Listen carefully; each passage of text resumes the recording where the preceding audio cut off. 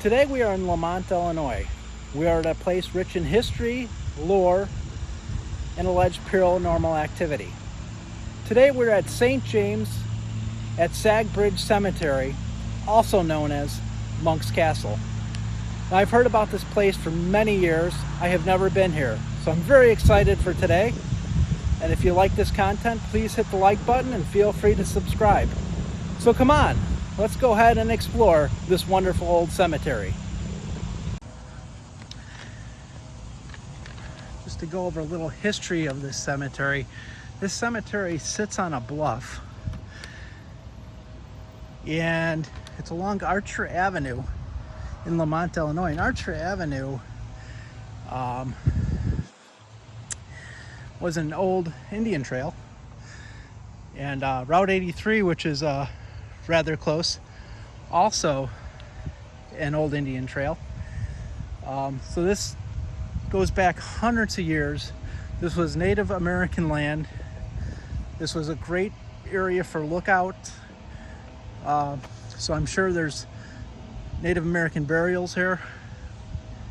Back in the 16th, 17th century, this area was known by the French.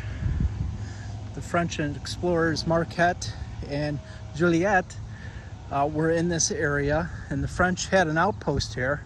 The French drove the Native Americans out and put their own outpost here. Back in the early 1800s, they built the I&M Canal, and that was man-built, built by Irish immigrants. Unfortunately, a lot of the Irish immigrants died. They were buried in this cemetery. The ones that could not afford a burial were buried in paupers' graves that were beyond that tree line there. They estimate there's about 500 paupers buried in that area. None marked. The ones that had more money, a little wealthier at the time, were buried here in this part of the cemetery.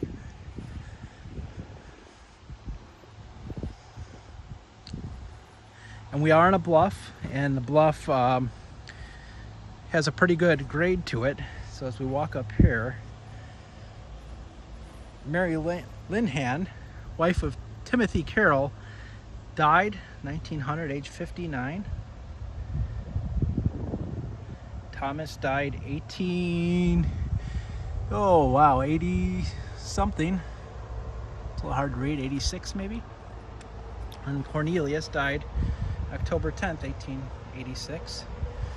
And at the bottom we have Mary dying 1886 as well, at 2 years old. I'm afraid disease must have went through that family. Common theme is a lot of them died in 1886. I have to check out this. This is fantastic. Tree trunk. I read where the tree trunk represents a life being cut short. The tree trunk is Mary A., wife of Joseph Brown, born April 20th, 1830, died December 9th, 1872, 39 years old, 7 months, 10 days. What an absolutely beautiful monument to her. So intricate, just beautiful. And at the top is the cross, held on by vines. Absolutely gorgeous. Here's the mausoleum of Thomas Coburn. Really neat structure. As we get closer, it looks like there's 3 crypts inside. I don't know if we can see this through the glass. Thomas Coburn at the top. Hannah Coburn in the middle. And down below, looks like Thomas Coburn again, must be a father or son.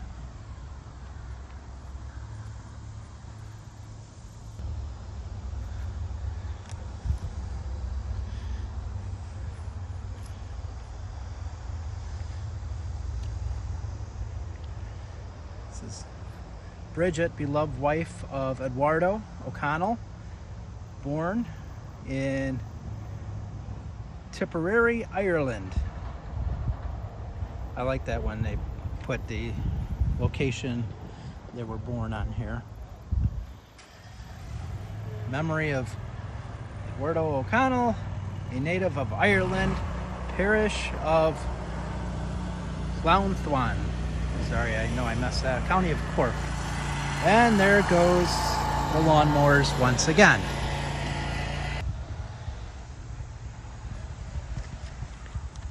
So speaking of the history, where was I with the history of this?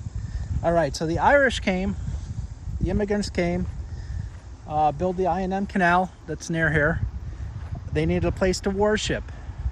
So a wooden structure was built, a wooden church was built here, so they can have their services since the Irish were Catholic. The wooden structure stood until 1850s. Erected the memory of Morris Conley, a native of Ireland, parish of Lismore, county of Waterford. Died in 1872. So in 1850s, I think 1852 to be exact, that's when this church was built. Church on the hill right there.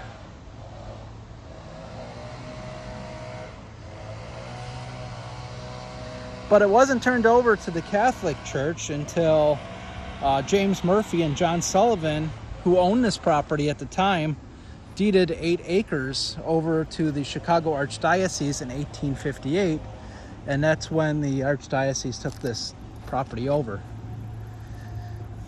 The problem was there are no good cemetery records here. So the number of people buried here is really unknown. We don't know how far back it goes.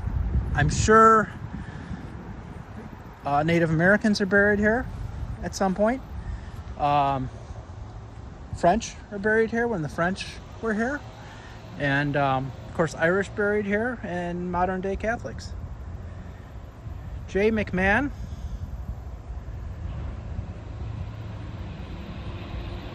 Fantastic monument to him.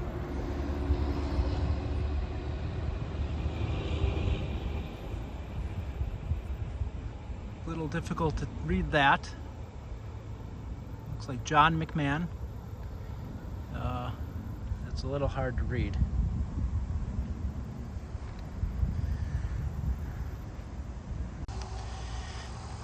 There is so much history here, it's almost hard to even start. This is Thomas McLaughlin, erected by his wife Margaret. And why is my camera doing that? Okay. I mentioned paranormal activity in the intro, right? Okay. 1873, Mr. McLaughlin passed away. Yeah, my gimbal didn't stop moving. It just kept going. Last time I saw that was when I did was in Bachelor's Grove, and that was a couple months ago. Every time I do a video, my gimbal works fine, except when I'm in places that have alleged paranormal activity. Then my gimbal kind of does whatever it wants to do. Speaking of paranormal activity, we have to get into the paranormal activity aspect of the cemetery. Okay, well, back in 1897, this is one of the first stories of the paranormal activity. There were 2 musicians that were staying here at a building at the bottom of the bluff. One was awoken by some commotion that was right outside in the middle of the night. Upon looking out, he saw a carriage, and it just kind of faded away. he woke his friend up. Can't tell what that is. That's too worn. Whatever that is, it's very old. He woke his friend up, and they witnessed a woman in white who is said to be in a state of despair when a horse and a carriage appeared, and she went to the horse and carriage and everything just kind of disappeared. And this was actually published in a newspaper back then, and that's one of the first sightings. Some other things that seem to happen. Holy cow, that is a beehive, folks. That is a beehive on this cross. Wow, that is quite a beehive. I will still stare clear of it. I can speak English. Where was I? Oh, another claim was a former priest here who claimed to have looked out the window of the rectory, which is that building right up there on the hill, one night, only to see the ground of the cemetery going up and down as if it was breathing, as if the graves were breathing.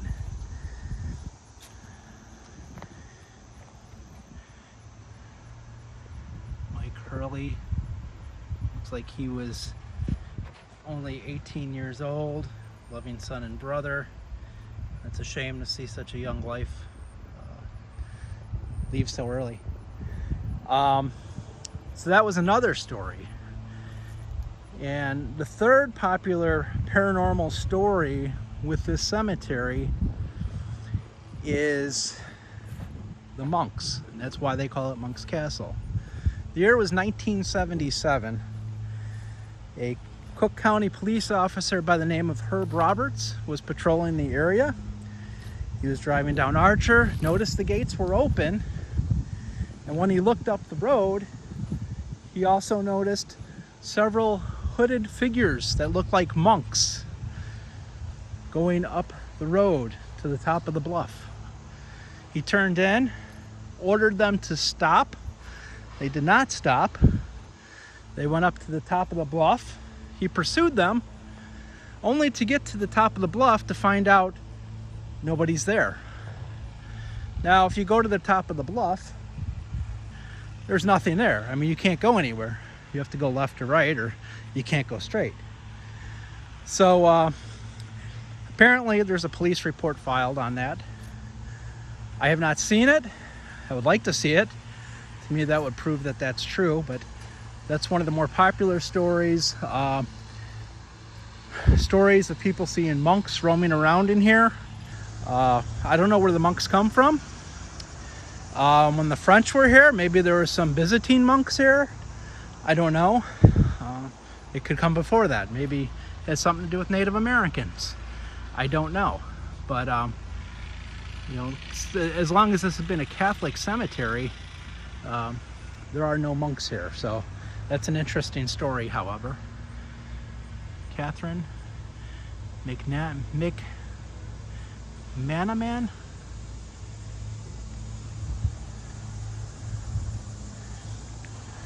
So is this place haunted? Well, I don't know. I was not able to find a police report. That would have really been a nice thing to find. I was not able to find anything on Officer Herb Roberts. That too would have been interesting to find some information on him. I found neither. So maybe it's true, maybe it's not.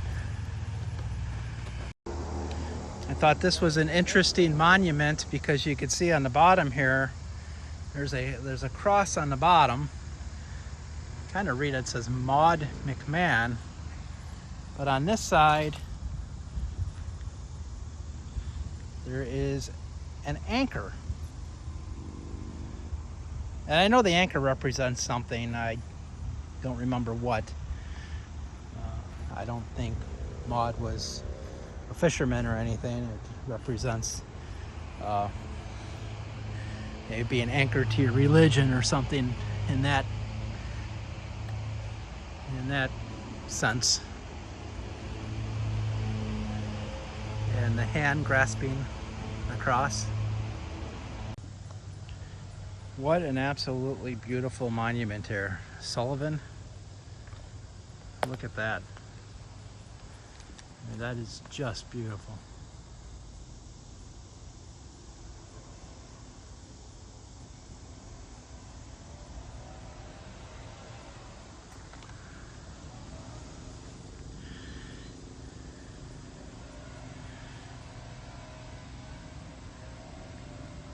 So it says Mary. That's me, by the way. I don't know how to work this thing apparently. I just moved the gimbal the wrong way, so that was nothing paranormal. Mary Hannafin, wife of Daniel Sullivan. And there's some dates there. Now let's move back here. I just wanted to look back here a little bit.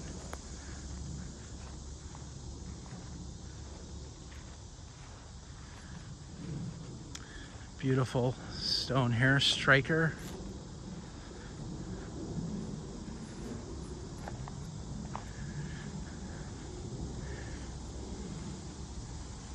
I mean, just amazing the mixture of old and new. As in a lot of these cemeteries I see. There we see a monument with the fallen cross, 1922 on that one.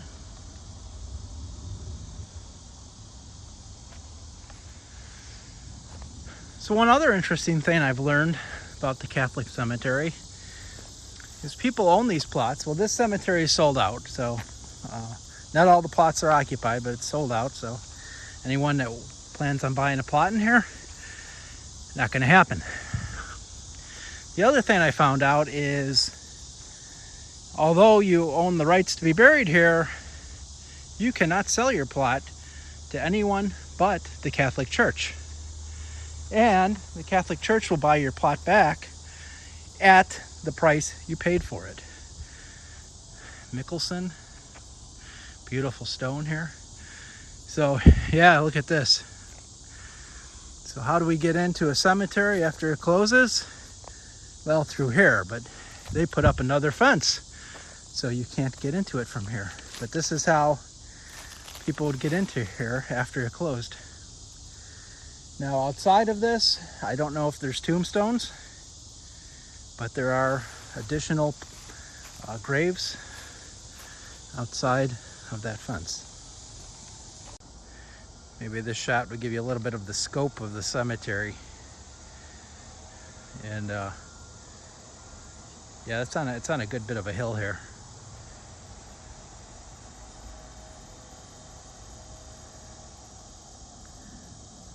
The cemetery, well, 8 acres.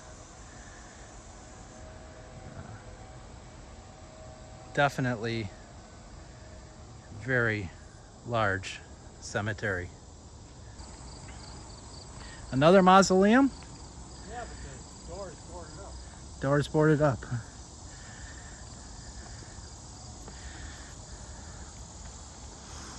Well, I think it's the responsibility of the family to keep these things up, and if the family's gone, if they all die or something, then nobody's there to keep it up. So I think a lot of the cemetery will just board it up. Now that window you can't see anything in. Is the other window clear? Murphy's in there, 1932. John Murphy and who? Mary. Mary, his wife.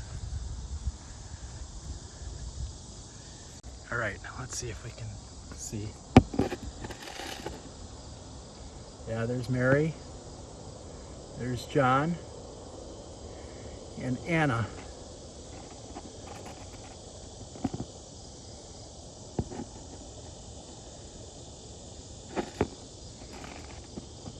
Okay, so that's the inside of their mausoleum. That is a fantastic mausoleum. I mean, that's solid stone up there. And the weight of that's just got to be tremendous. I don't know the dates. Now here's right behind it looks like their family plot. Here's a rose from 1891. Now we're heading to the other side of the bluff. You know, I think I could do hours in here. I mean, it's just, wow. Okay, now we're heading to the other side of the bluff, and it's very steep in here. And I always like to go to the back corners because that's where you find a lot of interesting things. And here we have, of course, a family. McMullen family back here. See what it looks like, 1905, perhaps. And this should tell you just how steep this area is. Look at that wall. And McGrath stone. Thomas McGrath, 1903. Anne McGrath, 1908. Michael, 1956. And Anna, 1991.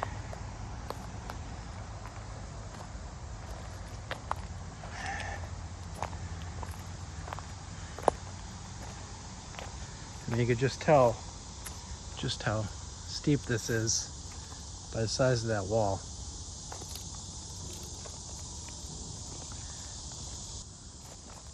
This is a really neat monument. Unfortunately, can't be read, way too old. Here's a Schwarzknie. Oh geez, I butchered that. My Polish wife would hate me.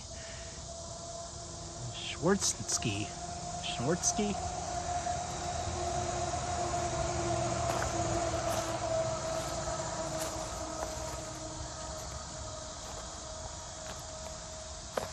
And here's a Tobolski.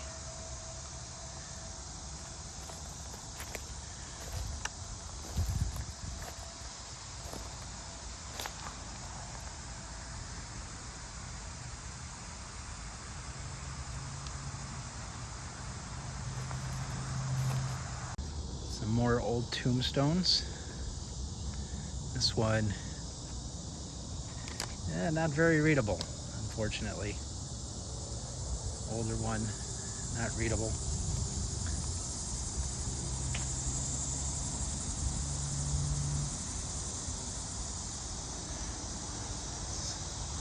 Head down here a second.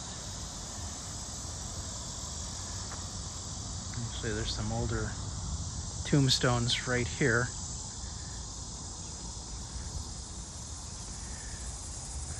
It's a shame this one's falling apart. Van Ort is the name. At rest. I can't really read what else it says in there. You can see the erosion and how the erosion has, well, they've had to fasten this together so it doesn't fall over. But how the erosion has slowly destroyed that tombstone. Another old one. It's kind of remarkable that this one is still standing considering the location it's at.